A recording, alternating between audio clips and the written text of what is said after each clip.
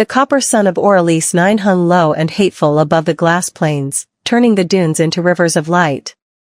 Captain Sarah Loom, Volpani, tall and lithe, orange fur banded and pale cream along her cheeks and tail, pressed her back to a fractured spire of hex crystal. The haft of her family's foxfire glaive was split down the grain, the power filament inside it flickered like a dying firefly. All around her, the Volpani spear flight lay still, 30 elite scouts reduced to Sarah's lonely breath and a faint tick of cooling armor. Across the shimmering basin, the THRYX advanced, towering six-limbed brutes whose carapaces looked poured from gunmetal. Their leader dragged a gravity maul that cut grooves through glass as if it were wet clay. Little Ember, the leader rasped in broken trade tongue. You burned bright. Now Ash. Sarah stood, ears forward, tail steady.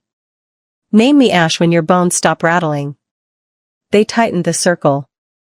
She watched, measuring. She could find 3 cuts, maybe 4, before the maul found her ribs. She would make them remember Loom. The sky answered first. A needle of smoke bit through the red light and slammed into the basin with a concussion that turned dunes to shards.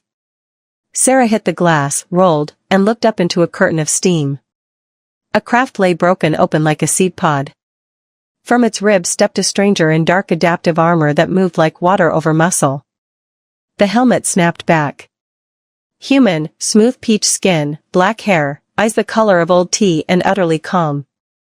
Mind if I cut in? He asked, voice dry, as though requesting a turn at a campfire story. The THRYX leader laughed like bolts shaken in a tin. Another snack. The human slung a weapon, sleek, matte, strange. Name's Jax Calder. Let's make this educational. He moved, and the battlefield learned something new about speed. The first THRYX lunged, Jax slid past, weapon cracking once. The brute folded like a hinge. 2 more pounced. He went low, rolled between them, and the weapon whispered twice. Both pitched forward with holes no Volpani blast knife could punch. Sarah watched, breath caught under her tongue. The THRYX were murder in confined spaces, relentless in the open, but the human flowed around them, never where they reached, always where they couldn't block. Captain, Jax called without looking. Weapon status? Broken. Then eyes up and count opportunities. The leader held orders, the pack spread into a hunting crescent. Jax's stance loosened further, almost lazy. You hunt like wolves, he told them. We hunt like weather. He palmed a bead the size of a pearl and tossed it into their teeth. Smoke boiled, thick as wet stone. Claws ripped fog. In the gray, Sarah tracked muzzle flashes like fireflies, each crack of Jax's weapon came paired with a collapsing shadow. When the haze cleared, glass glittered with dark THRYX blood. The leader's little eyes were pebbles of hate. What kind of warrior? It snarled. The kind who reads the room, Jax said, checking a dial. You win with size, you lose to angles. 3 more charged. Jax ran into them, dropped to a knee, let their legs straddle his glide path. 3 close reports. 3 towers fell. 9, he murmured, keeping score like it mattered. The circle broke. THRYX don't retreat, these did. The leader thumped the maul, trying to stitch courage back into its pack. Jax drew a flat cylinder from his harness and showed it like a coin trick. Fragmenter, he said conversationally to Sarah. Metal rain. They don't like metal rain. The leader tasted the air and made a decision no THRYX chieftain should. It backed away. Not over, it promised. We come with thousands. I'll bring a bigger umbrella, Jax replied. Silence returned, full of cooling pops. Jax trotted to his shattered craft, pried free a calm cradle, and started gutting it for parts. Sarah lowered her ruined glaive. What are you? Human, he said. One of the stubborn ones. He kept working. Your people fight with honor. Beautiful, terrifying, predictable. THRYX fight with mass. Ugly and direct. Both break against a smarter lever. Honor is the spine of Volpani war. Spines are for carrying weight. Brains decide where to put it. He brought the comms to life, the display ghosted a weak lattice. I can get a whisper through to my wing. Bad news, Captain, big footprint inbound. 10,000 heat blooms, give or take. Sarah's ears flattened despite herself. Our colonies. How many civilians on those arcs? Millions, she said, the word tasting like iron. Right, he answered, fingers flying. Then we don't die here. Or if we do, we sell the receipt at a price they'll remember. He glanced up. 2 friends are nearer than the fleet. 6 hours out. 3 humans against 10,000 THRYX? Sarah said. Her tail flicked once. Ridiculous. Jack smiled in a way that was not unkind and not comforting. Ridiculous keeps you alive long enough to become doctrine. Then he did something worse than blasphemy. He taught. He showed her how a crystal spire held stress like a throat holds a note. Tap here, it falls quiet. Tap there, it sings until it shatters its neighbors. He broke down THRYX gate into timing windows. He rebuilt the Foxfire filament with a scavenged focusing coil, turning her family blade into a device that made the glass itself want to cut. This is cheating, Sarah said, scandal and off-fighting in her voice. This is winning, Jax corrected, eyes kind now. The THRYX didn't ask your dead for a duel. Sarah looked at the ash-white fur clinging to broken helmets. Show me more. Gladly. A double comet stitched the sky, 2 drop capsules bleeding heat and grace. They landed a click off, exhaled parachutes that folded themselves, and opened like flowers. Ayakade, short black hair, a smile like a scalpel, hoisted packs that hummed with unhappy chemistry.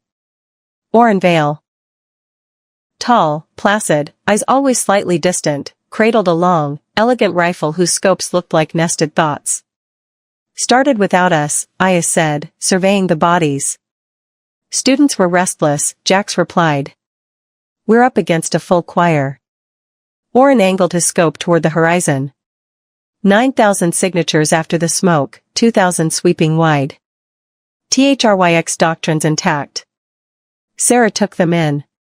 Calm. Precise. They didn't have the look of heroes, they had the look of text-tightening bolts on catastrophe. How do 3 of you plan to fight an ocean? She asked. Storm math, Aya said, clasping a palm to Sarah's forearm in greeting. We don't fight it. We shape it. Oren tapped the scope housing. Pack leaders were arrogance. We remove it from the system, the rest becomes kinetic litter. Jack squeezed Sarah's shoulder once. We're going to cut nerves, then whisper nightmares. He turned to the wreck and began manufacturing. Hull became shields. Thruster housings became rail throwers with ugly hearts. A broken sensor mast turned into a line-of-sight repeater that could lie to 100 THRYX helmets at once. Aya danced among crystal pillars, stroking detonators into seams, explaining as she went. Seismic charges. Tiny push, big chorus. Don't think bombs, think arguments we're having with the ground. Sarah trailed her, tail keeping balance on glass, ears twitching at every click. The heresy settled in her bones and found space. Oren's voice came soft over a local channel. First contact in 30. A pause. They're cautious. The story we told their scouts is working. Good, Jack said. Caution gets lost in mazes. The THRYX vanguard appeared as heat wavers that resolved into mass. They crept where they once rampaged. Oren's rifle coughed once, a lead hunter folded without drama. He was gone before the pack could triangulate, reappearing a ridge over like a rumor that moved. 2 more soft kills. The crescent shivered, attention raked across horizons that weren't there. Their forward motion bled away into stance and second-guessing. They fear ghosts, Sarah said, surprised at the satisfaction ringing her words. Let's give them a haunted house, Aya answered, and tapped a stud on her glove.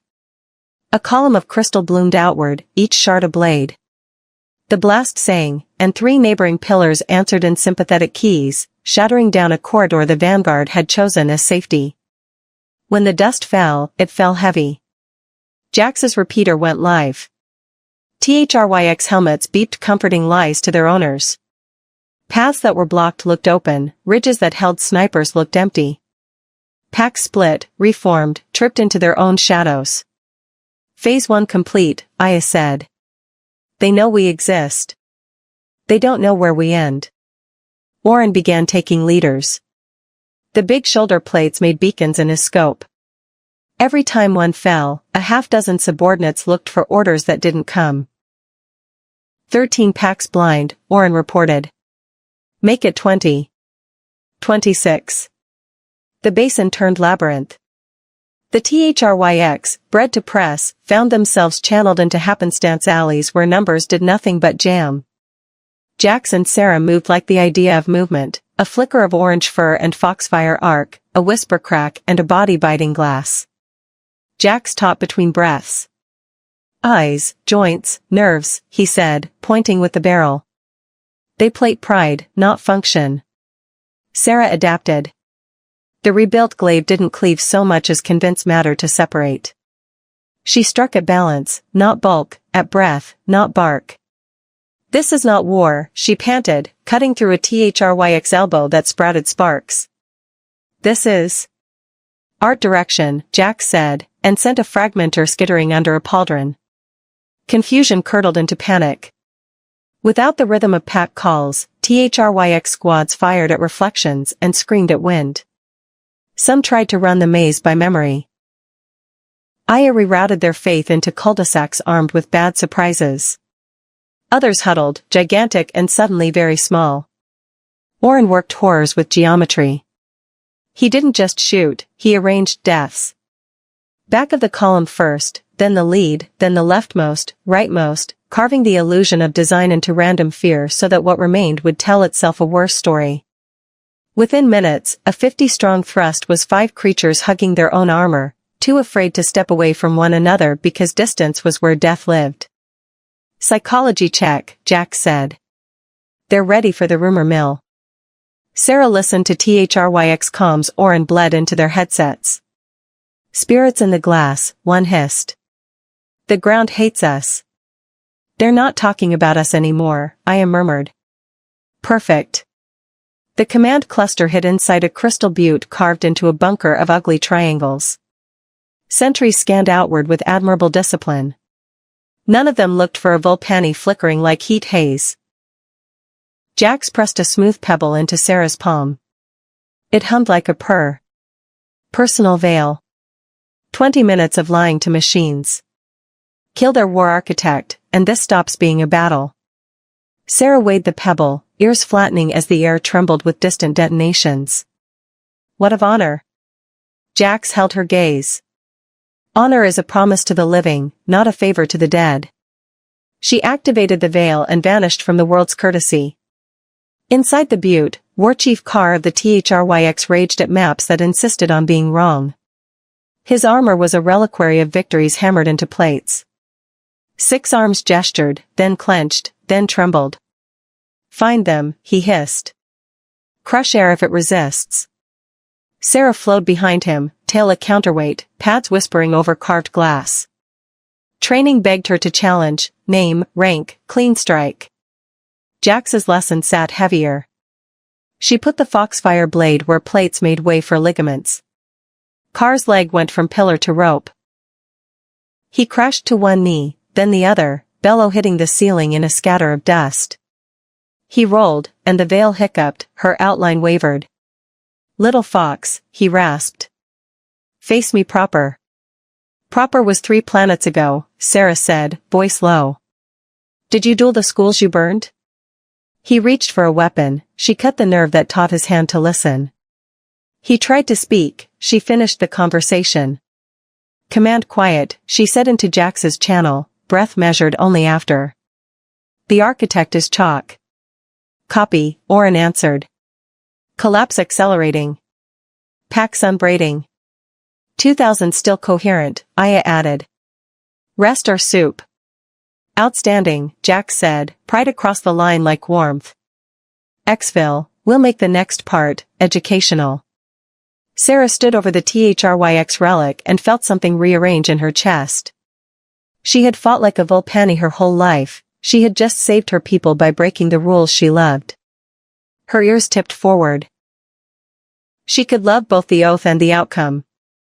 They met at the crash site amid a garden of repurposed wreckage. Jax had built a launcher that coughed shrapnel into parabolic arcs. Aya had stitched the remaining spires with microcharges that would turn retreat lines into teaching moments. Oren had cached extra optics along a path only he seemed able to walk twice without getting lost. We don't chase, Jax said, handing Sarah a fresh cell for her glaive. We shepherd retreat into a story that spreads faster than fleets. Make them tell each other we're impossible, Aya said, palming a detonator. Make that the doctrine that kills their appetite. Oren glanced through his scope, then smiled his small private smile. They are already writing sermons. The next hours were not a battle so much as a curriculum. THRYX squads that rallied found the ground erasing their formations. Leaders who tried to stand up died in ways that looked intentional. Units that chose flight discovered the maze seemed to prefer panic, routes narrowed, paths forked into mirrors, ridges birthed silhouettes at bad moments. Sarah moved with Jax, her orange fur a flicker in heat shimmer, her tail whipping balance as she made the glaive sing in the keys of crystal. Between engagements he taught new heresies, how to make a silhouette taller to bait heavy fire into an empty span, how to plant a shard that would break under a specific weight, how to breathe in a way that made a THRYX aim wrong. Twice, they found survivors, Volpani civilians who had fled early raids and hidden in glass vents. Aya patched them, Oren mapped a safe exfil corridor, Jax lied to the basin until the corridor was real. Not pretty, he told Sarah as they watched a THRYX not dissolve into its own momentum. But pretty stopped being on the table when they stepped on it. By the time the far copper sun kissed the dunes, the basin had become quiet in the unsettling way rooms fall silent after arguments. THRYX dead lay like punctuation marks in a grammar that now made sense. Survivors, those not too proud to live, were leaving in skittering craft that didn't look back. Oren listened to the sky. Intercepted band, they're naming this sector cursed. Advising avoidance. That will travel. Aya wiped dust from her brow with the back of a glove. Fleet's 3 days out. We've bought them time with lies, geometry, and broken glass. Sarah sat on a chunk of hull that had become a bench under Jax's hands. Her tail curled around her ankles, her ears tracked wind like antennae for ghosts. We saved millions by refusing to be the warriors my grandmother taught me to be. You honored the living, Jax said, settling beside her. That's a cleaner oath than it sounds. Sarah breathed in glass and sun and smoke and found it didn't poison her. Teach me all of it, she said. Not just the tricks. The thinking that grows tricks. Aya grinned. We call it ugly doctrine. Call it foxfire, Oren said, surprising himself with the joke. It burned bright enough. They laughed, not the brittle laugh of survivors, but the tired laugh of engineers whose prototype had only exploded in the ways they predicted. Night on Orelise 9 turned the glass into a map of stars underfoot. Jax tuned the repeater to listen for broader war. Aya wrote reports in tidy lines that command would later misunderstand. Oren cleaned a rifle that looked like it should never have gotten dirty. Sarah walked the quiet maze, palms brushing pillars that had saved her and killed enemies. Her reflection watched her from 100 facets, ears tall, eyes bright, orange fur haloed with foxfire's faint afterglow. She had carried a family blade into honorable deaths. She had carried an idea into survival. She knelt by a Volpani helm half buried in glitter. We carried you as far as we could, she told the dead softly. Now we will carry differently. Footsteps approached, Jax, whose stride she could now call by sound without turning. He set a hand, careful, warm, on her pauldron. They stood without speaking, letting the night decide which words needed saying. Finally, the THRYX will come back, Sarah said.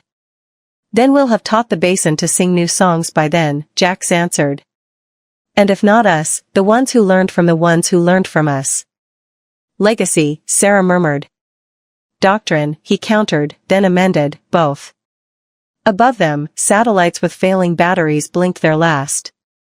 In 3 days, ships would arrive to rewrite 1,000 commendations. In a week, the THRYX would test another world's patience and find its glass already tuned to human keys, Volpani harmonies, and the heresy of thinking harder than the problem. Sarah flicked her tail and squared her shoulders. Show me how to make the ground lie again, she said. Jack smiled, almost gentle. Captain Loom, with pleasure. Morning bled copper across the glass. Sarah woke to the soft chime of Aya's drones returning from a night survey. They landed like careful beetles, extruding thin wafers of crystal seeded with captured data. Aya snapped one into her bracer and projected a low, translucent map above the sand, ghostly threads marking THRYX retreat corridors, heat halos where wounded clustered, hot coals where engines failed to start. Stragglers in 3 pockets, Aya said. 2 are just lost. 1 stubborn. Stubborn can turn into a rally point, Jax murmured. We don't let stubborn write its own story. Oren scanned the horizons. Radio discipline's non-existent. Their helmets are hosting rumors. Some say the ground eats metal. Others say the sun is a god that hates 6 arms. Sarah's ears angled toward the breeze. We built ghosts. Now we decide how long the haunting lasts. Jax nodded approval. We'll do a mercy sweep. Leave food, leave water, leave a way out that feels like choosing. The ones who take it, good, fear travels. The ones who don't, we make sure their last broadcast is an apology to the ones who did. They moved with purpose. Aya's drones blossomed food canisters at the edges of shadowed cul-de-sacs and projected directional illusions, runnels of cool air that appeared to lead toward safety. Oren stung the stubborn pocket, first their runner, then their bravest, then the loudest. The remainder folded, leaving weapons in neat piles as if tidiness could bargain with fate. At midday they found survivors again, Volpani this time, a family of 6 who had hidden beneath a fallen spire in a cave of glittering triangles. The kits, 2 small bundles of orange and cream with 2 white eyes, flinched from Jax's smooth human face until Sarah knelt and let them touch the warm haft of her reforged glaive. Friend, she said, tapping her chest, then Jax's. Friend. We can't escort, Oren said softly, but we can chart. He drew a line across a sheet of smart paper, folding terrain into a map that S. If you get lost, press twice and drop it. It will scream at the sky for help in the exact voice of a broken weather satellite. Sarah watched them depart, tail low. We will need a doctrine for civilians too. Jax glanced sideways at her, pleased. Add it to the book. They returned to the wreck and the little camp it had become. The day ripened toward orange. In the distance, THRYX dropships clawed into the sky like beetles that had decided the ground was cursed after all. Oren listened to their goodbye transmissions, superstition, vows, and, unexpectedly, regret. Some of them didn't want this war, he said. They wanted the old raids, the clean prey. They don't like mirrors. Good, Aya said. We'll build them more. On the 3rd dawn, the human fleet arrived as patient geometry, 7 long-spined cruisers, 21 escort knives, a pair of lumbering repair hulks. They came in a formation that said we are calm because we can afford to be, and their shadow crossed the basin like a lid. The ground comms crackled. Forward element, identify. A clipped voice with sandpaper authority. Calder, Cade, Vale, Jax answered. With local ally Captain Sarah Loom of the Volpani Spear Flight. Basin secure by soft collapse. A pause. Soft collapse? Enemy force dissolved via command decapitation, terrain manipulation, and distributed rumor warfare, Aya said brightly. Another pause, longer, threaded with distant murmurs. Understood. Fleet Command requests a sitrep at High L Platform C. Bring artifacts of your rumor warfare. They ascended in a shuttle that smelled faintly of disinfectant and hot metal. Sarah's ears flattened at the change in pressure, her tail curled around her legs to anchor against the strange lack of ground music. When the hatch opened, ship air hit her, humming, disciplined, a smell like ozone reading a book. Admiral Kira Adekoya met them with eyes that undressed problems. Beside him stood Archivist Len, an older woman whose attention made Sarah feel categorized and cared for in the same moment. "You extracted victory from a deficit," the Admiral said without preamble. "Explain it as if I have 3 minutes and little patience." Jax did, stacking cause on effect until the room had a shape it didn't mind standing in. Aya supplemented with concise visuals, a crystalline cross-section humming at certain frequencies, a THRYX command web with leaders blinking out like snuffed candles, helmet HUDs overprinted with comforting lies. Oren contributed distances, timings, wind speeds, the bones behind the tricks. Archivist Len lifted a brow at Sarah. "And you, Captain Loom, how did it feel to abandon your doctrine?" Sarah's ears tipped forward. "Like touching hot iron and learning my fur would grow back." The Admiral's mouth tilted. "Poetic. We'll need less poetry and more reproducibility." He turned to Jax. "Package this into trainable modules. We will call it Foxfire Doctrine," Oren said before he could stop himself, then looked politely at the floor. Len smiled. "Foxfire. Pretty name for ugly math." She tapped her tablet. "We'll need cultural overlays for allied species. Captain Loom, will you assist?" Sarah glanced at Jax, who nodded once. "I will. But I want something in return." "Negotiate," the Admiral said, amused. "Evacuation priority for Volpani colonies. And a seat for Volpani officers in whatever school you build to teach this doctrine." Kier considered the balance sheet of favors. "Granted. On condition you help us prevent the part where you needed us at all." Sarah's tail flicked once. "Agreed." They called it the Oralise Annex, a roving field school built in modules that could lock to the undersides of ships or drop to ground as a camp with edges. Its curriculum had the tone of honest tools and the smell of burned crystal. And it had 4 teachers. Jax taught Angle how to see a herd as a fluid and tap it where the flow was thin, how to make a corridor out of nothing but fear and refracted light, how to move like a rumor gather speed. Aya taught Voice, the art of telling lies that came true because enemies believed them, the discipline of setting explosives like punctuation in a sentence future you would want to read. Her class often started with music, not because she was sentimental but because sound made pillars sing. Oren taught silence, marksmanship as prediction, the geometry of luck, the wisdom of leaving shots you could make because the third shot would be better if the first 2 didn't exist. Sarah taught heresy, how to hold the oath to the living above the old duels, how to let Foxfire flicker in places that felt wrong until wrong became a road. She taught Volpani to lower their ears at the right moments, taught humans to read tail language, taught THRYX deserters, there were some now, to trust that not every absence was a trap. Her first class began with a bowl of glass pebbles. "Each pebble is a rule," she said. "We will stack them into a tower you can carry. When it wobbles, we will remove pebbles until it stands again. That becomes doctrine." They trained on a small world named Pythos, whose crust was made of fossilized honeycomb. The hive tunnels sang at certain frequencies, mourned at others. I attuned the ground to a low hum that made recruits' bones argue with their helmets, a teaching discomfort. Oren built a moving range where targets appeared only when wind met cliff at stubborn angles. Jax led night drills where the only light came from Foxfire wands Sarah crafted, thin spears that glowed when the air wanted you to stop. Not everyone loved it. A Volpani officer named Thalen Rusk confronted Sarah after a lesson where she had instructed students to strike knees before throats. "This is not how our grandmothers fought," Rusk said, for bristling like pride holding knives. Sarah let him see her think. "Our grandmothers didn't have children racing the sky for a ship that might not arrive. They had time to lose beautifully. We do not."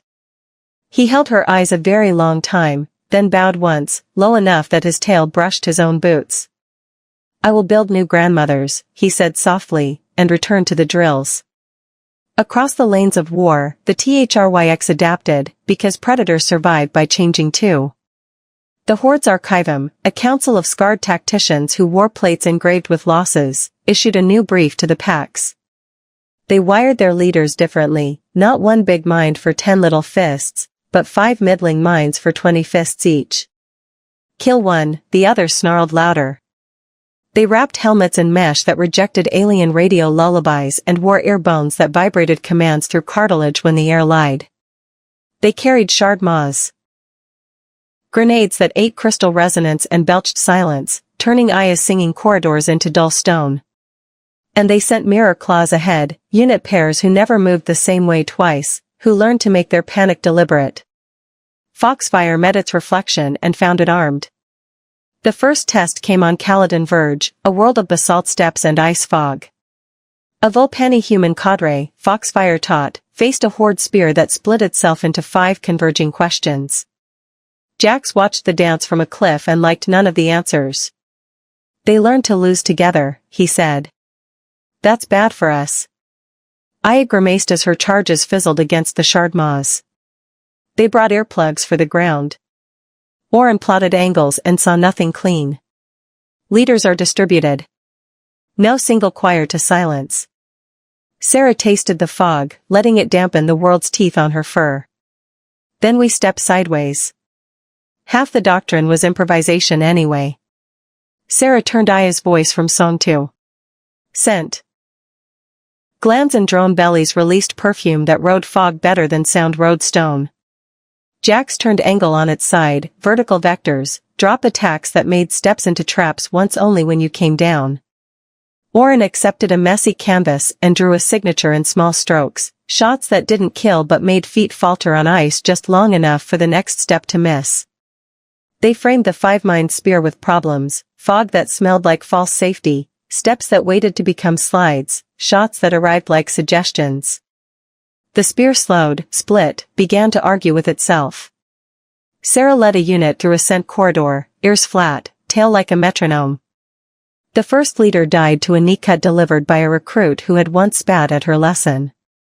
The second slipped, the third stumbled into his friend's panic. The last 2 attempted the old solution, mass, and found the mountain uninterested in answers that didn't respect gravity. Caladan held. Foxfire bent. The Horde's new brief got a red stamp that read insufficient. Back in the annex, Sarah wrote a new page. Title, When the Ground Won't Sing. Subhead. Teach it to smell. Victory is a kind of noise. After Caladan, the quiet rooms filled with people who wanted to own it. The Volpani Council of Hearths invited Sarah to stand beneath a lattice of bone and light and say words that would be recorded on memory cloth and hung in schools.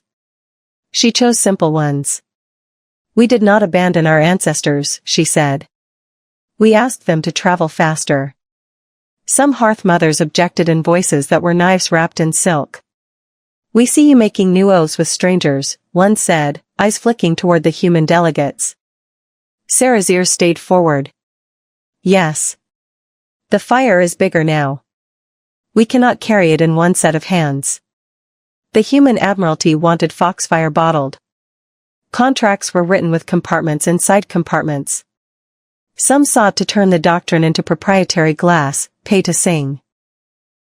Aya leaked the worst drafts to Archivist Len, who leaked them to the rank and file, who laughed at the idea of selling the sound of the ground back to soldiers bleeding on it. THRYX politics, too, shifted. Rumors spoke of Carr sibling, a strategist who wore no armor and carried a flute carved from an enemy's rib, probably apocryphal, Orin noted. This sibling argued that the Horde had lost the myth, that fear had crossed the field wearing a different face. "We must borrow their lies," the sibling wrote to Pax who still bleached blades with pride. "Better, we must tell truer ones." Some THRYX defected under flags made of netting and bone. The Annex took them in with rules, no armor, no command, no boasting until they learned to whisper. One named Drex learned fast, his 6 hands gentle on explosives, his voice low when he explained to Volpani recruits how THRYX read fear. We look for tails, he admitted, glancing shyly at Sarah. You signal too much with them. Sarah taught tail lies, a dance of fake annoyance, borrowed courage, and stillness weaponized into ambiguity. Make them guess wrong, she said, tail motionless as the horizon. Drex nodded like a student who had found a dovetail joint he wished he had carved years ago. Word came on a night stitched with dry lightning. The THRYX were amassing at Pelagos, an ocean world whose continents were living reefs. Pelagos had no crystal to sing, no honeycomb to whisper through, only water layered in temperatures like secrets. The Horde's goal was plain, burn the reefs to slag and turn the carcass into a staging ground. Ground's off the table, Aya said, tapping maps that were mostly blue. We need a medium that carries voice. Water does that, Oren said. But badly for the things we like. Jax looked at Sarah. You said doctrine for civilians. Pelagos is full of reef tenders with boats and lungs and courage. Sarah's whiskers twitched. We'll need a choir.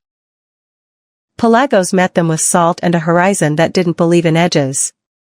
The reef tenders were wiry people with long fingers and a tradition of singing to fish. One elder, Miri of the Shallows, held up a conch whose spiral gleamed with living light. Our reefs sing, she said. But you are not ready to hear them. Teach us, Sarah said simply, tail lowering in respect. The choir formed in a lagoon that glowed faintly at night. Reef tenders taught pitch, Aya translated pitch into pressure, Oren measured thermoclines like stairs witches used, Jax built buoys that hummed lies into water at frequencies that made THRYX submersibles report their positions as ancient sea monsters. Sarah learned to hold her breath until her ribs sang back, learned to let foxfire glare soften into reef glow the fish accepted. The Horde arrived in barges and bug-like swimmers. They dropped shard maws into reefs, the reefs ignored them the way old things ignore new knives. The choir began. Voices rose.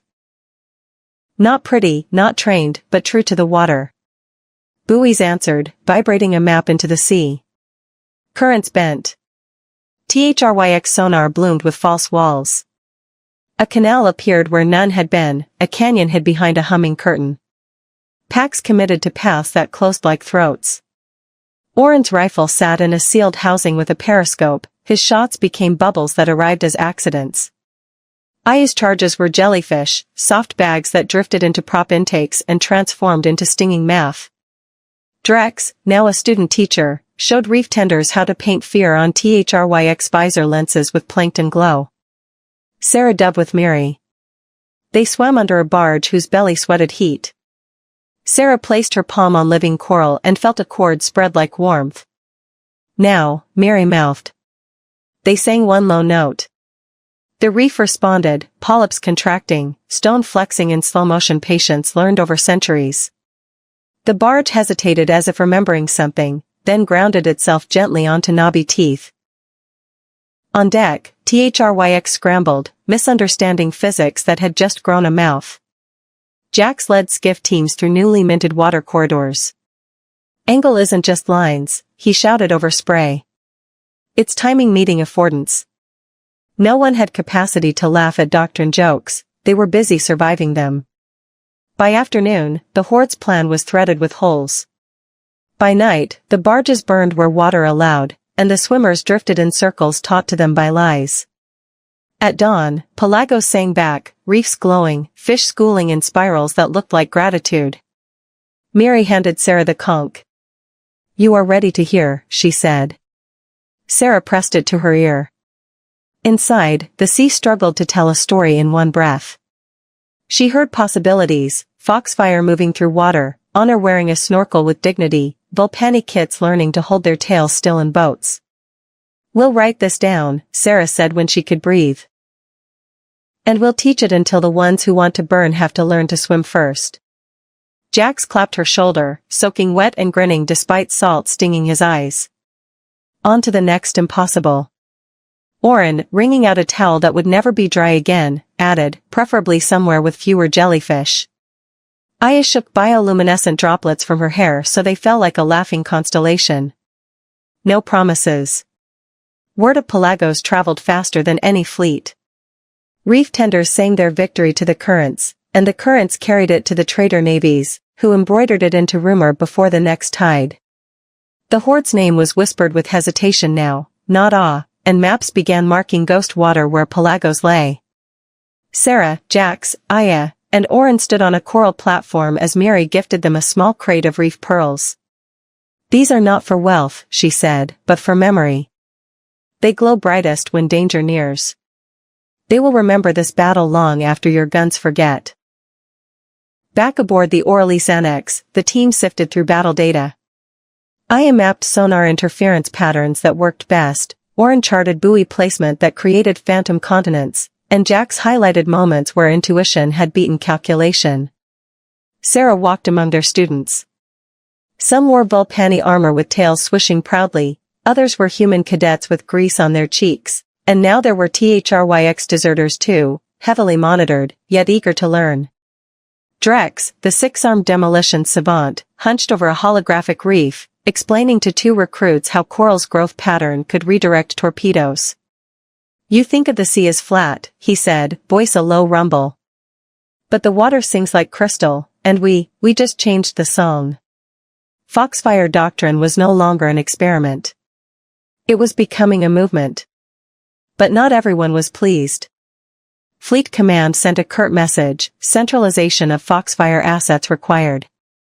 Training must be standardized and controlled. Reports of unconventional spiritual tactics with civilians causing confusion among naval officers. Aya scowled. Translation: they don't like that we won battles with fish songs. They don't like that they can't put ghosts in a spreadsheet, Jax said, smirking. Sarah folded her arms, her tail lashing once. "Let them come audit. They'll leave with homework." But the horde wasn't auditing. They were listening. The attack came at dawn, quiet as frost. A THRYX strike group, not a horde spear but a scalpel, slipped past fleet pickets using sensor ghosts stolen from Foxfire itself. Aya's alarm shrieked too late. By then, drop pods were already cutting through atmosphere like obsidian knives. "Move!" Jax barked, dragging a recruit from her hammock as the annex shuddered under impact. The modular base folded into defense mode, bulkheads sliding like puzzle pieces. Oren was already on a catwalk, rifle whispering before boots hit the ground. Sarah ignited her glaive and met the first intruder in a hallway of flickering lights. He was THRYX, leaner than the brutes she knew, moving with predator economy. Their blades clashed in a hiss of orange sparks, tail and extra arms flicking in a deadly rhythm. He grinned through mandibles. "You teach well," he rasped. "We learned better." Sarah parried, tail counterbalancing as she spun low. "Not well enough." She swept his legs, striking joints instead of armor, and his body folded. In the comm hub, Aya was hacking their own security grid, rerouting corridors. "They're using our doctrine against us. They know where the dead ends are." "Then change the maze," Jax said, tossing her a coil of det cord. Oren's voice came cool over comms. "For squads inbound on Module Delta. They're not killing, they're searching." "For what?" Sarah asked, slicing another attacker's spear mid-swing. "The database," Jax realized grimly. "They want our lessons." Aya cursed in 3 languages.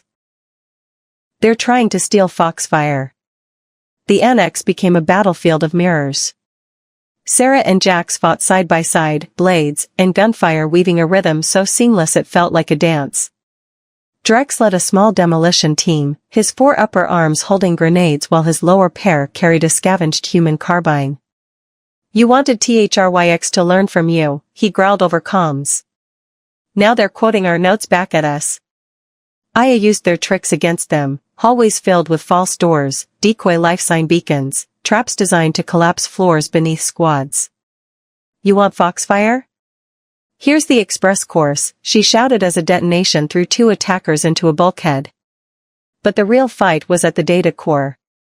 Oren crouched in a sniper's nest overlooking the sealed vault, breath measured, eyes calm. 5 seconds, he murmured. The first infiltrator appeared at the vault door, cloaked in adaptive armor. One shot, one corpse. Then two. Then three. The fourth dodged and fired back. Oren rolled, let the bullet sing past his ear, and answered with a shot through a vent reflection. Sarah arrived in a blur, glaive igniting like dawn breaking in the dark. Status? Vault intact, Oren said, reloading. For now. More attackers poured in. They were over a railing to land in the center of the fight.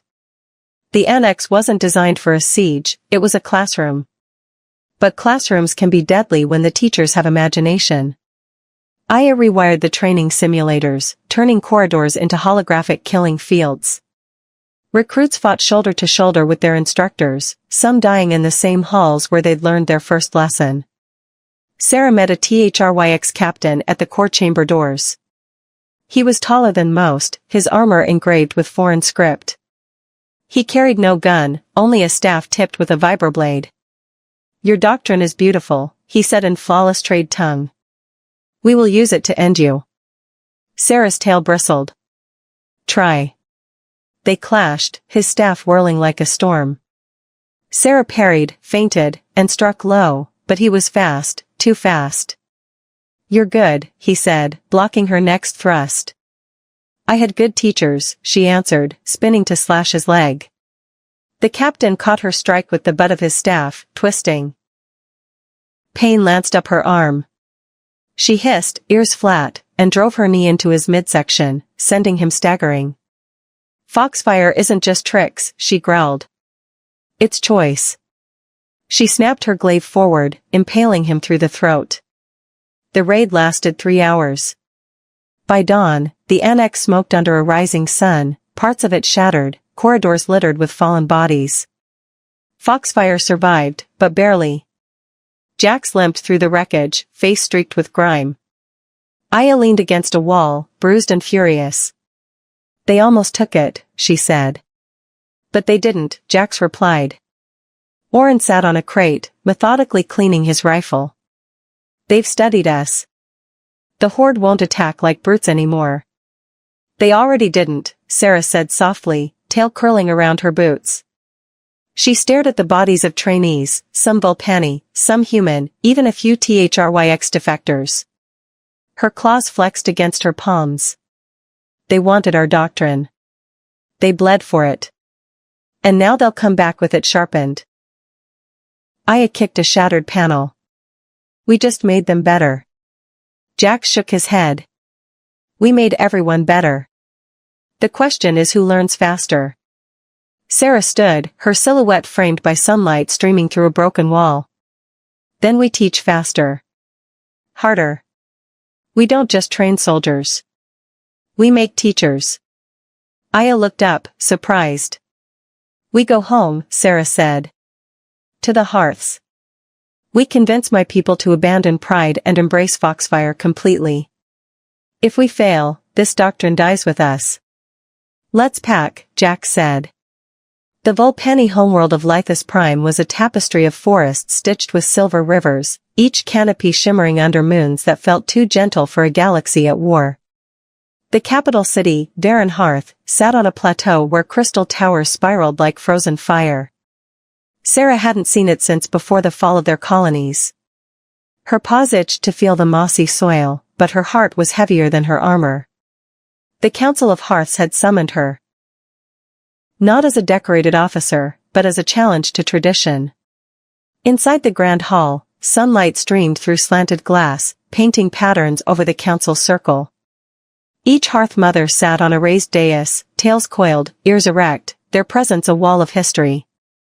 Sarah bowed low, but she didn't lower her gaze. Honored mothers, she began.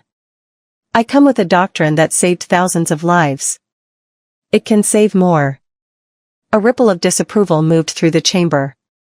One counselor, Mother Tira, spoke first, her fur snow-white, her eyes sharp. We have heard of your methods. Deception. Sabotage. Turning the sacred battlefields into traps. Is this what you call honor? It is what I call survival, Sarah replied, voice calm but carrying steel. Our old ways died the day the Horde set fire to the crystal plains of Valera. Foxfire doctrine gives us a future. Another, Mother Isin, flicked her tail dismissively.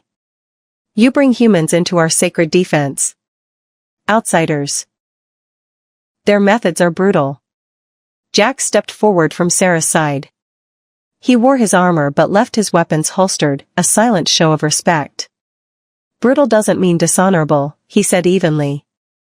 It means we respect life enough to do what's necessary to protect it. Murmurs spread. Tira's ears flattened. And who are you to speak of honor in this hall? Jax's jaw tightened, but Sarah placed a paw on his forearm. The contact was brief, but enough to ground them both. He is the man who saved my life, she said. And who helped me save yours, even if you don't yet see it.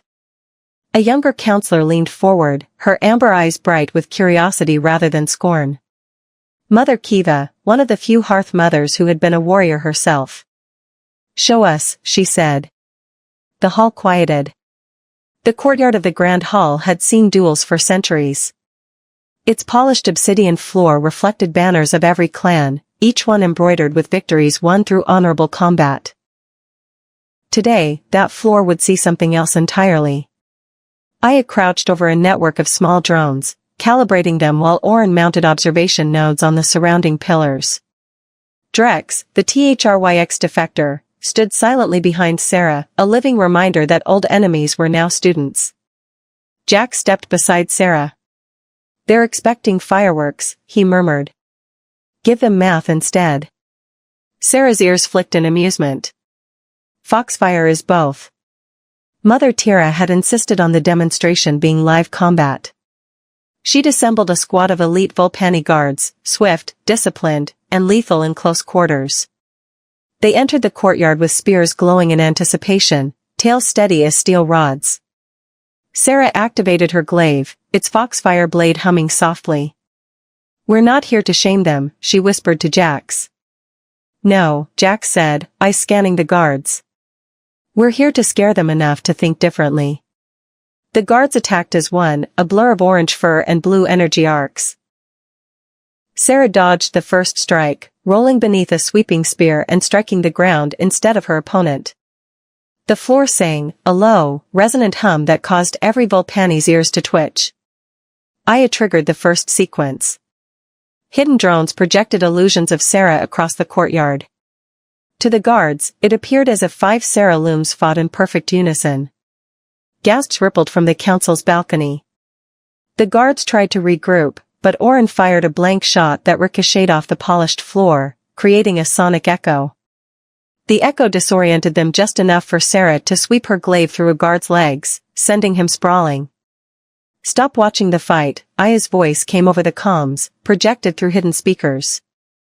Watch the timing. The second phase activated. As a guard lunged forward, a smoke burst went off at his feet, triggered by his own momentum. He froze, confused, as his spear tip struck nothing but air. Within minutes, the elite squad was surrounded. Not by fighters, but by perception traps. They looked at each other, lost in a battlefield that didn't exist 10 minutes ago. When Sarah finally called for a halt, the guards knelt, panting, their tails tucked in embarrassment. Sarah turned to the council. That was Foxfire, she said. No lives lost. No wasted energy. We can fight 10 times our number and win. Or make them run without a fight at all. Even Tira was silent. After the demonstration, the council chamber was no longer filled with contempt, only debate. They dishonor our traditions, Tira snapped, her voice sharp as a spear point. We are not predators who slink in shadows. We are prey if we don't, Kiva countered, her tail lashing. I saw my own guards beaten without a drop of blood spilled. If Foxfire works, we'd be fools to ignore it. Mother Isin spoke next, softer but no less firm. The Horde studies us as we speak. They will come with more cunning next time. I do not like this doctrine, but I like extinction less. Sarah stepped forward, tail raised. Foxfire isn't dishonor. It's evolution. We carry our ancestors' fire into the future, not let it burn us alive because we refuse to change. The council argued for hours, voices rising and falling like tides. At last, Mother Kiva raised a paw for silence. I call for a vote. The decision came by slim margin. Foxfire would become a formal doctrine of the Volpani Defense Forces. Joint brigades with humans would be established.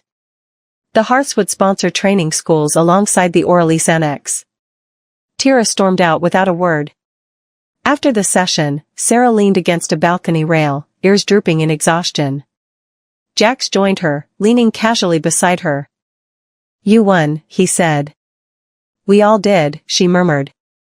Her tail flicked, brushing lightly against his boot. She froze, embarrassed, but Jax only smiled.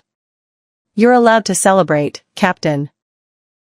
She gave him a side glance, her amber eyes glowing in the moonlight. And you're allowed to stop being so infuriatingly calm. He chuckled. Not in my contract. They stood in silence for a while, the scent of night-blooming flowers drifting through the balcony. For a brief moment, Sarah let herself relax. Their next deployment came faster than expected. The Horde struck Nerith Prime, a megacity world built on layers of metal and glass. No forests, no crystal plains, no coral reefs, just endless skyscrapers and sprawling streets. Foxfire had always relied on terrain. Here, there was none. Perfect, Jax muttered, studying the city's schematics aboard their dropship. We finally get to see if Foxfire works in a place where the ground won't help us. Aya was already sketching plans on her tablet. We make terrain. Elevators, light patterns, traffic systems. If it moves or blinks, I can weaponize it. Oren leaned back, calm as always. Sniping in a city's like playing chess with ghosts. I'll enjoy this. Sarah, however, felt uneasy. Her tail flicked nervously as she studied the satellite feeds. The Horde wasn't just invading, they were occupying block by block, embedding themselves in buildings like ticks. Civilians were trapped in high-rises, and the city's police force had already been wiped out. This isn't a battlefield, she said. It's a prison. Then let's break it, Jax replied. The dropship cut through Nerith's polluted clouds, heading for a rooftop insertion point. Sarah stood near the open ramp, her fur whipped by cold wind, glaive humming softly. Jax stood behind her, watching the skyline. You're worried, he said. I'm calculating, she replied, ears twitching. You always calculate with your ears? She shot him a look, amused despite herself. Do humans always talk this much before a fight? Only when we're scared, he admitted, smiling faintly. She blinked at him, surprised by his honesty. Are you scared? Terrified, he said. But I like my odds. You're here. Her fur flushed warm under her armor, and she quickly turned away. Landing in 30 seconds, Aya called. The city awaited them. The dropship touched down on the skeleton of a half-built skyscraper. Wind howled through exposed girders, scattering rain across neon-lit glass below. Nerith Prime pulsed with electric life, but entire districts glowed dark, a sign the Horde had rooted in deep. Urban terrain, Aya muttered, crouched over her wrist pad.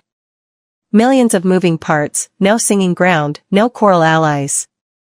Just steel, light, and verticality. I like it.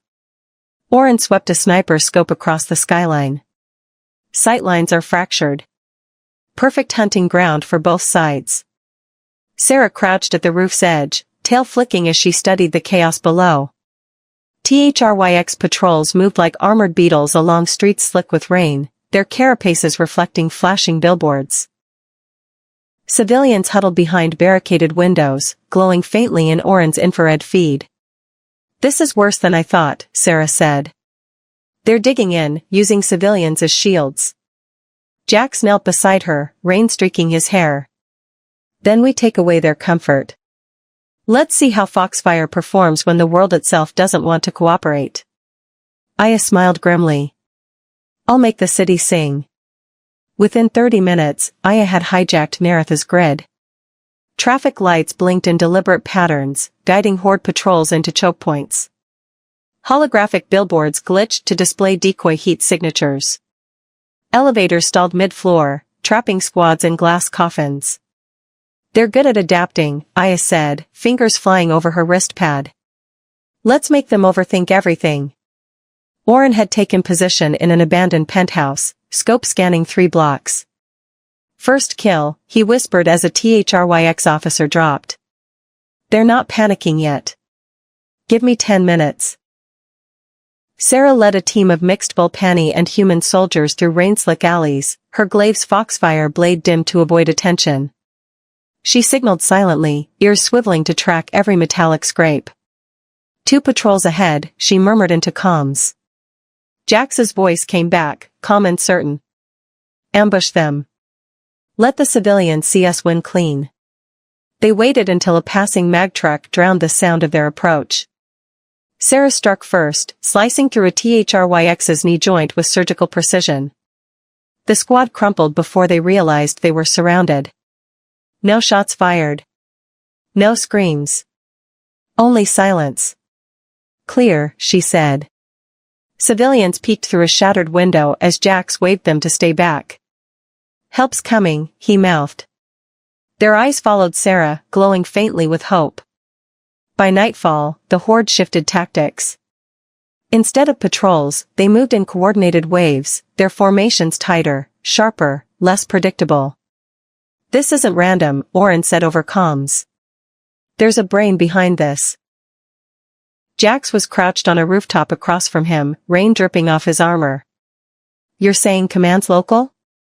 "Very." Aya patched in a feed she'd hacked from a THRYX helmet.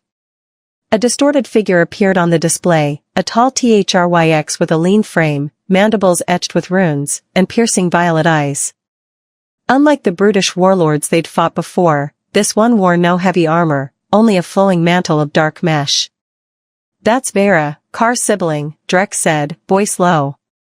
"The strategist who taught the horde to stop charging blindly. If they're here, this city's a proving ground." Sarah narrowed her eyes. "Then we take the board away from them." Vera's forces moved like chess pieces. Drone swarms patrolled rooftops, armored squads locked down intersections, and sniper nests forced Foxfire operatives into alleys. Aya cursed softly. "They're countering us in real time. They're predicting where we'll be before we get there." "Then we stop being predictable," Jax said. "Warren, shift patterns every 30 seconds. Aya, give them a ghost to chase." Moments later, THRYX drones locked onto what appeared to be a squad of humans sprinting across a plaza. Vera's voice cut across intercepted comms, "Corner them." The squad turned out to be decoy projections. When the THRYX converged, the plaza erupted, Aya's microcharges detonated, flipping armored vehicles onto their sides. Sarah led her team out of the shadows, her glaive cutting through drone swarms like a streak of fire. Vera, watching from a control center, tilted their head slightly. "Interesting." Hours into the battle, rain turned the city into a mirror of neon and chaos. Sarah and Jax pushed deep into enemy territory, aiming to locate Vera's command hub. Warren and Aya held the perimeter, guiding them through collapsing buildings and sniper corridors. Finally, they found it, a repurposed communications tower. Vera was waiting. The strategist stood in the center of the rooftop, unarmed but poised. "You're the fox," they said, voice smooth. "And you're the ghost," they added, glancing at Jax. Sarah raised her glaive. "Surrender. This city isn't yours." Vera smiled, a chilling, knowing gesture. "You've made war beautiful. Let me return the favor." They moved faster than any THRYX Sarah had fought. Dual blades flashed from beneath Vera's cloak, humming with energy. Jax fired twice, Vera deflected the rounds mid-motion, sparks scattering like raindrops. Sarah lunged, tail snapping for balance as she struck low. Vera spun, sidestepping with inhuman grace, countering with a strike that nearly split her armor. Jax dropped his rifle, switching to a combat knife, moving in tandem with Sarah. They fought in a storm of steel and neon light. Vera was not just a warrior, they were an artist of violence, every strike calculated to corner and confuse. Back! Jack shouted as Vera fainted, forcing Sarah toward the ledge. She ducked under the strike, twisting, her glaive slicing upward to catch Vera across the chest. A shallow wound, but enough to make the strategist stumble. You fight with heart, Vera said, blood sizzling on rain-slick steel. That's your weakness. Or our strength, Jax growled, grabbing Sarah's arm and pulling her out of range. The rooftop became a death trap. THRYX reinforcements swarmed the tower. Aya screamed over comms, I can't hold the perimeter. Get out. Sarah and Jax fought side by side, their movements seamless now, glaive strikes and gunfire complementing each other in a deadly rhythm. Vera danced between them, cutting and retreating, drawing them deeper into chaos. A blade caught Sarah's shoulder, burning through her armor. She hissed in pain, staggering. Jax immediately stepped between her and Vera, blocking a killing blow with his forearm guard. Sparks rained as he shoved Vera back. Go! Jax yelled. I'm not leaving you, she snarled. Vera's eyes glimmered with interest. So much loyalty, they mused. Shame it won't save you. Before they could strike again, a thunderous blast shook the rooftop, Oren's sniper round, loaded with a microcharge, tore through Vera's blade. The strategist recoiled, cloak flaring as they retreated into smoke grenades. Extraction point, Aya ordered. Now.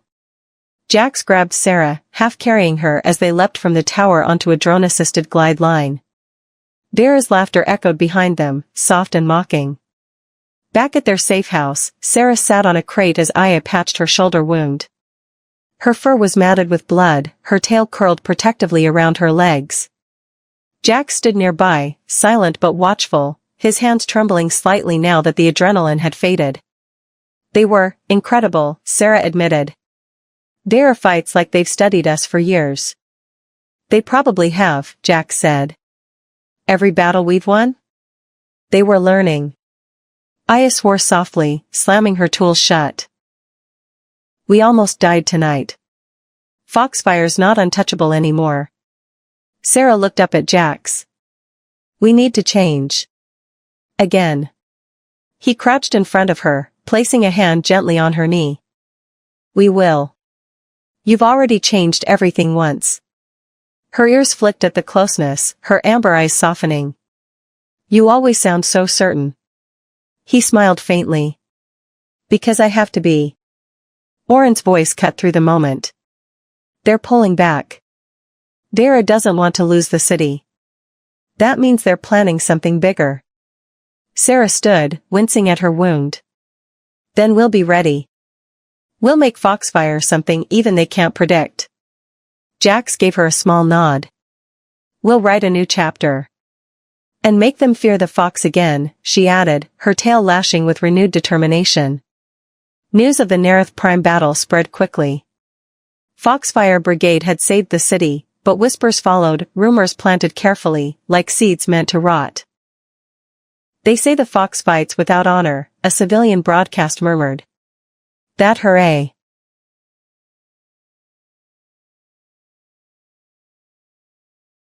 Wrist pad onto a table. They're trying to turn public opinion against us. They're good, Jack said quietly, leaning over her shoulder. They're not just making us feared. They're making us hated. Sarah stood near the viewport, watching the glow of Nerith's cityscape below. Her tail twitched, ears low. My own people whisper that I've broken our traditions. Some call me a heretic. Does it matter? Aya asked bluntly. You're saving lives. It matters, Sarah said softly. Volpani history is built on honor. If I lose that, I lose their trust. Without trust, Foxfire is just tricks. Jax approached, resting a hand on her armored shoulder.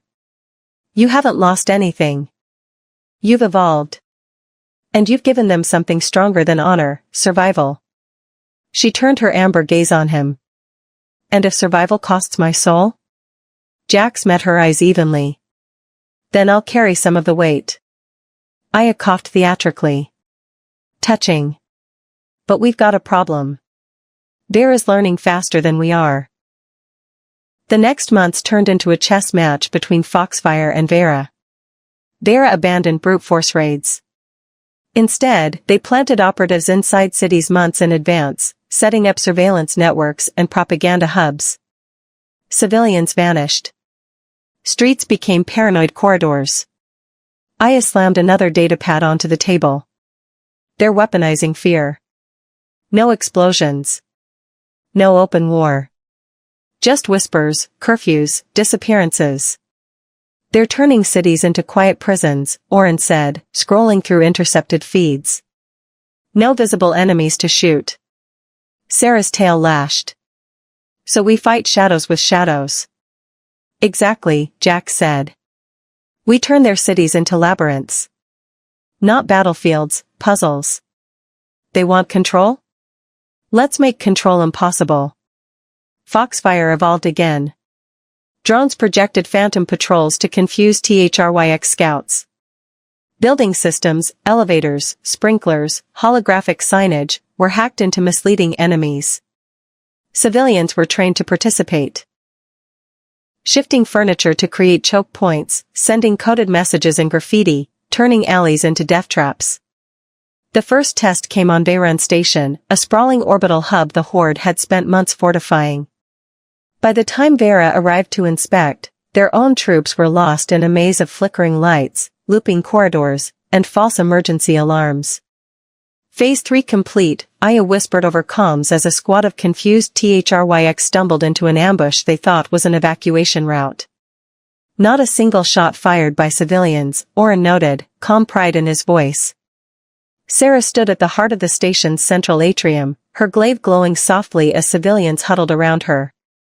They wanted to own this place, she said, voice carrying through the intercom. Now it's ours again. Cheers echoed through the labyrinth. The next day, every screen on Veyron Station flickered.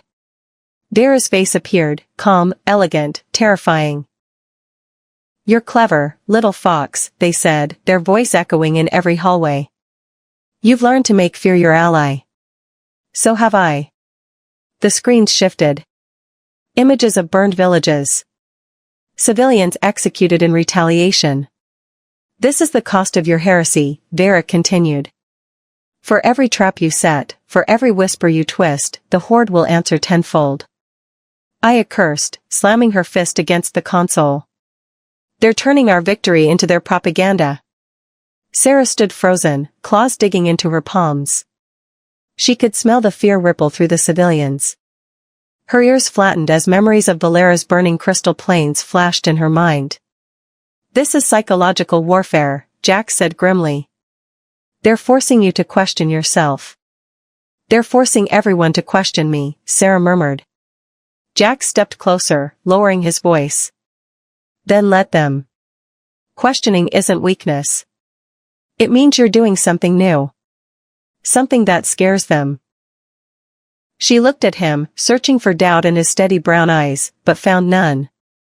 You always know what to say, she whispered. Not always, he admitted softly. Just when it matters most. Their moment was broken by Oren's calm tone. They've marked us. The Horde will retaliate within days. Sarah straightened, tail snapping like a whip. Then let's give them a retaliation they won't forget. That night, the Foxfire Brigade rested in an abandoned hotel turned safe house. The rain outside beat against cracked windows, a soft rhythm that made the silence heavier. Sarah sat by a dim lantern, her glaive disassembled in her lap. Her hands moved on instinct, but her mind spiraled. She remembered her grandmother's words about honor, the old training duels, the stories of noble warriors who stood against impossible odds and fell beautifully. Foxfire wasn't beautiful. It was effective. And effective was winning. But at what cost? She didn't hear Jack's approach until he crouched beside her. You're running yourself into the ground, he said gently. I'm fine, she murmured, not looking at him. You're bleeding, he said, pointing to a scratch on her cheek she hadn't noticed. She finally glanced at him. You always notice everything. He smiled faintly. Occupational hazard. For a moment, neither spoke. The tension between them wasn't the battlefield kind. It was softer. Dangerous in a different way. I'm afraid, she admitted finally. Jax tilted his head. Of Vera? No, she whispered. Of myself. Of what I'm becoming. He reached out, gently taking her hand. You're becoming someone who wins wars so kids don't have to fight them. That's not something to fear. Her ears flicked, and for the first time in weeks, she leaned into him, resting her head briefly against his shoulder. Thank you, she said quietly. Jax exhaled slowly, his hand resting lightly against her back. Always. 2 weeks later, intel came through. Vera had fortified Arixa, a barren desert moon with sprawling underground caverns. Reports suggested the strategist was there personally, turning the moon into a massive kill box. They're daring us, Aya said, projecting satellite images of massive tunnels lit with eerie blue light. Every entrance is fortified. Every exit is a choke point. They want us to come, Oren said flatly. Which means we should, Jax replied. Sarah studied the map, tail twitching thoughtfully. Arixa is a trap, she said. But it's also a chance. If we take out Vera, the Horde loses their brain. And if we fail, Aya added, the galaxy learns Foxfire isn't invincible. Silence fell. Everyone looked to Sarah. Finally, she said, we go. We turn their trap into our weapon. We make Arixa their grave. Jax's lips curved into a faint smile. Now that sounds like the Fox I know. Sarah looked at him and smirked despite herself. Then let's hunt. Arixa looked dead from orbit. A scarred desert moon with dust storms swirling like pale ghosts. But beneath its surface, life pulsed. THRYX engineers had carved a labyrinth of tunnels, turning the moon into a fortress meant to kill Foxfire itself. Aya flicked through sensor feeds aboard their dropship. They'd built countermeasures for every trick we've used. Sound dampeners. Fake heat signatures. Even holographic Foxfire ghosts of their own. They're daring us to play our own game, Oren murmured. Sarah stood at the viewport, her reflection ghosting over the barren surface. Her tail twitched once, slow and deliberate. Then we won't play our game. We'll write a new one. Jax strapped his rifle across his back, stepping beside her. You know this is a trap.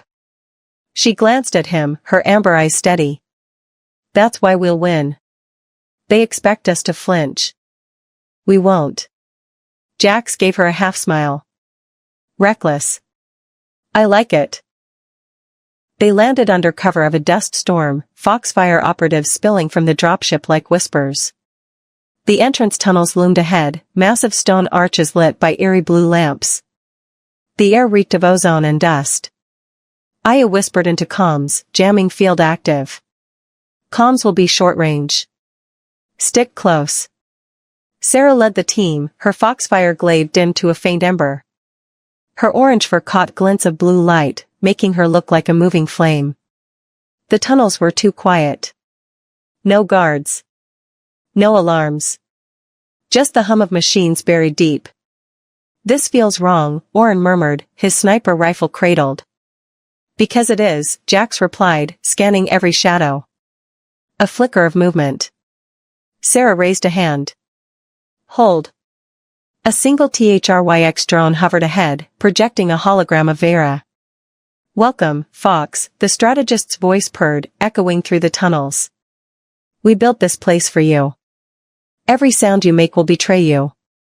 Every shadow you trust will kill you. The hologram vanished. Subtle, Aya muttered. Stay sharp, Sarah ordered. The first attack came fast. A section of the tunnel walls slid open, revealing mounted plasma cannons that fired without warning. The team dove for cover, sparks spraying against the stone. Automated defenses, Aya snapped, pulling out a control pad. Give me 30 seconds. You have 10, Jax said, firing precise bursts to buy her time. Sarah vaulted over rubble, her glaive slicing through a cannon's barrel. She moved like a streak of orange light, tail whipping for balance.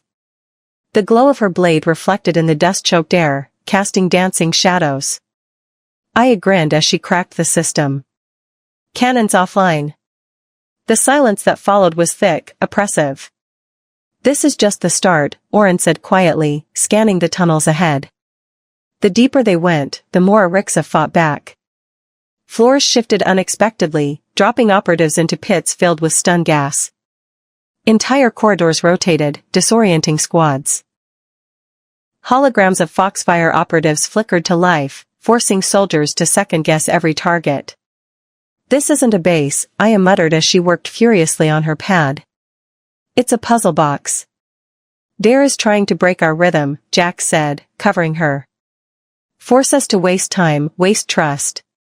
Sarah knelt by a fallen operative, helping him up. Her ears twitched, picking up subtle vibrations in the walls. This place hums wrong, she whispered. Wrong how? Jax asked. Like a predator's breathing. A rumble echoed through the tunnels, followed by the heavy stomp of approaching THRYX squads. They're hurting us, Orin said, voice calm but tight. Then we turn the herd, Sarah replied, standing tall. Her tail flicked once in a sharp signal. Foxfire, shift pattern. Follow me. Sarah led them into a narrow corridor where the humming grew louder. She struck the wall with her glaive, sending a ripple through the stone. A second later, the ceiling groaned and collapsed behind them, blocking the THRYX advance. Aya's eyes lit up. You're using their own resonance network against them. Sarah nodded. They built a labyrinth. We'll teach it who owns it. For hours, the brigade fought through the maze, flipping traps, baiting enemies into choke points, and using every lesson Foxfire had ever taught them. Aya rerouted power grids to plunge corridors into darkness. Orin picked off squad leaders with surgical precision, using reflections in polished stone. Jax moved like a ghost, his rifle barking in controlled bursts, while Sarah was a blaze of movement, every strike precise, every step deliberate. They weren't surviving the labyrinth, they were rewriting it. But Vera was always one step ahead. They finally reached the central chamber, a massive cavern lit by glowing stalactites, cables strung like spiderwebs across the ceiling. At the center, Vera stood, unarmored but deadly, their dual blades humming softly. Impressive, Vera said, voice calm. You've turned my masterpiece into a playground. But even foxes tire. Sarah stepped forward, glaive igniting. You built a trap to kill us. I'm here to end this war. Vera tilted their head. End it? Or rewrite it? They lunged, faster than before. Sarah barely blocked the first strike, sparks flying as their weapons clashed. Jax fired, but Vera's movements were impossible to predict. They spun, kicking the rifle from his hands and forcing him back. The duel began. Vera was all precision, every step calculated, every strike meant to corner. Sarah was instinct and adaptation, her tail a counterweight, her body a blur. You fight beautifully, Vera said mid-strike, their blades flashing. Sarah snarled, dodging a lethal thrust. I don't fight for beauty. Vera smiled faintly. Pity. They clashed again, the cavern ringing with steel. Sarah spun, using the staff end of her glaive to sweep Vera's legs, but the strategist flipped midair, landing in a crouch. Jax rejoined the fight, blade drawn, moving in perfect sync with Sarah. Together, they drove Vera back step by step. But Vera wasn't just fighting, they were studying. Every feint, every glance, they murmured. You're predictable, Fox. Sarah's ears twitched. Then stop predicting this. She feigned a high strike, twisting at the last moment to slam her glaive into the cavern floor. The resulting resonance triggered a chain reaction in the cables above. Stalactites cracked and fell, forcing Vera to dodge. Jax seized the opening, landing a clean shot into Vera's shoulder. Vera hissed, staggering. Clever. Bleeding but unbroken, Vera triggered the cavern's failsafe. The entire chamber began to collapse, sections of the ceiling crashing down in deafening roars. "They're bringing the whole place down," Aya shouted over comms. Sarah's eyes darted around, calculating. "Aya, redirect power to Corridor 6. Orin, cover exits. Jax?" "I'm staying with you," he said firmly. "No time to argue," she snapped. "Not arguing," he replied, stepping closer. "You're not doing this alone." Their eyes locked for a split second, words unspoken but understood.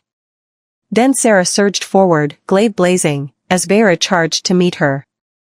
They clashed one last time amid falling stone and fire. Sarah ducked under a strike, tail whipping for momentum, and drove her glaive through Vera's chest. The strategist froze, violet eyes wide. "You learned well." Sarah held their gaze. "You taught me." She pulled the blade free, and Vera crumpled. "Go!" Jax shouted, grabbing her arm. They sprinted as the cavern collapsed behind them, the labyrinth tearing itself apart. Hours later, aboard their ship, the Foxfire Brigade sat in silence. Exhaustion clung to them like dust. Vera was dead. Arixa was rubble. The Horde had lost its strategist. But Sarah didn't feel like celebrating. She stood at the viewport, gazing at the ruined moon below. Jax approached quietly, leaning against the frame beside her. "You did it," he said softly. "We did it," she corrected. Her tail flicked gently, brushing his boot. He smiled faintly. "You saved millions, Sarah. You're not a heretic. You're a hero." She shook her head. "I'm both. And that's fine." They stood in silence, the hum of the ship surrounding them. Finally, she glanced at him. "Thank you for not leaving me behind." "You'd have done the same," he said. She stepped closer, her amber eyes glowing softly. "Yes. Always." For the first time since the war began, Sarah allowed herself to lean into him, resting her head against his shoulder. Jax's arm wrapped around her waist, steady and warm. Outside, the stars glimmered like foxfire in the dark. Months later, Foxfire was no longer just a doctrine. It was a revolution. Humans, Volpani, and even THRYX defectors trained side by side, their tactics blending tradition and innovation. The war wasn't over, but its rhythm had changed. The Horde no longer marched with certainty, now they moved with caution, whispers of the Fox and her ghosts haunting every campaign.